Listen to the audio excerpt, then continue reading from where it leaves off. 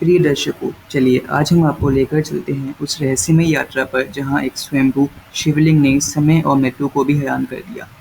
ये कथा है महाकालेश्वर ज्योतिर्लिंग की। ये सिर्फ एक कथा नहीं बल्कि भक्ति, चमत्कार और शिव की महिमा का जीवंत प्रमाण है। महाकालेश्वर ज्योतिर्लिंग, जो उज्जैन, मध्य प्रदेश में स्थित है, भगवान शिव के 12 ज्योतिर्लिंगों में तीसरा स्थान रखता है।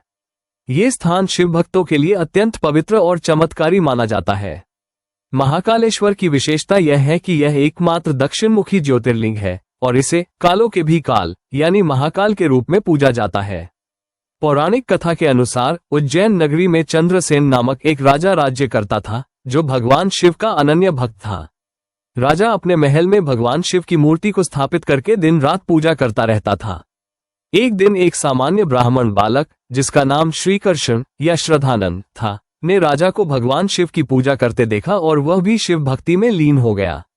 बालक की भक्ति इतनी गहरी थी कि उसने खुले मैदान में ही भगवान शिव की मूर्ति बनाकर पूजन शुरू कर दिया।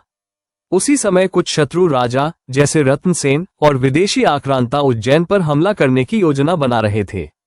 उन्होंने चंद्रसेन पर चढ़ाई कर दी। नगर में हाहाकार मच गया। राजा चंद्रसेन और वो ब्राह्मण बालक दोनों ने महादेव से प्रार्थना की कि वे उनकी रक्षा करें। बालक ने भूख प्यास छोड़कर लगातार शिव का ध्यान किया। भक्तों की पुकार सुनकर भगवान शिव स्वयं प्रकट हुए। उन्होंने एक विकराल रूप धारण किया और शत्रु सेना का संहार कर दिया।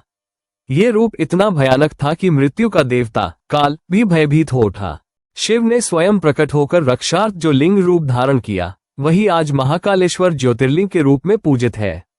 कहा जाता है कि इस लिंग को किसी मानव ने स्थापित नहीं किया, ये स्वयं पृथ्वी से प्रकट हुआ था। इसलिए इसे स्वयंभू कहा जाता है। यह मंदिर सिर्फ एक पूजा स्थल नहीं, बल्कि एक आध्यात्मिक शक्ति केंद्र है। यहाँ की प्रातःकालीन भस्म आरती विश्व प्रसिद्ध है, जिसमें भगवान शिव को चिता की ताजी भस्म से श्रृंगार किया जाता है। यह अनोखी आरती महाकालेश्वर को मृत्यु का भी स्वामी मानते हुए की जाती है। ऐसा विश्वास है कि जो भक्त सच्चे मन से यहाँ दर्शन करता है, उसे मृत्यु का भय नहीं रहता।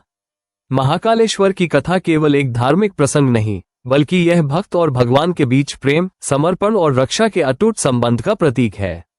ये स्थान न केवल मध्य प्रदेश का गौरव है, बल्कि पूरे भारतवर्ष के लिए आध्यात्मिक ऊर्जा का केंद्र है।